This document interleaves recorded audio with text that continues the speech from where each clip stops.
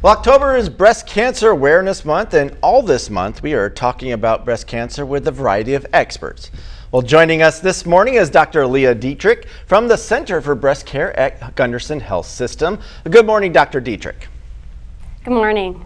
Well, first we'd like to talk about breast cancer rates this morning, but before we do, I just want to ask you about how your work center sees the money that's raised during the Steppin' Out in Pink event that we have every year. Yeah, I see that money being used a lot of different ways in the breast center and the cancer center. Just to name a few, it helps support local breast cancer research. It has funded some 3D mammogram units and provides free mammograms for patients who are uninsured or can't afford mammograms, and also provides some comfort items for patients who are undergoing treatment. Okay. And the breast cancer rates that you're seeing, are they going up, going down, and why is that? So unfortunately, in the last decade, we have seen that breast cancer rates are increasing, and they're increasing more quickly among younger women. This is happening mainly in early stage breast cancer that is estrogen receptor positive, which is the most common type of breast cancer that we see.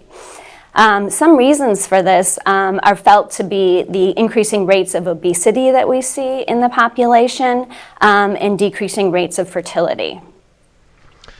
So these breast cancer rates, I know they're increasing in young women, but we're having more success in beating it, aren't we?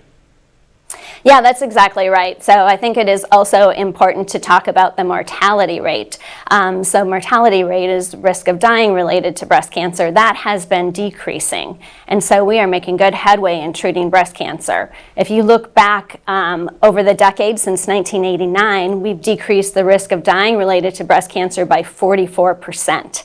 So that means that over 500,000 fewer women have died related to breast cancer over that time period. And this is felt to be due to increasingly effective treatments and early detection through screening. So it sounds like our future actually looks pretty promising in the breast cancer in general.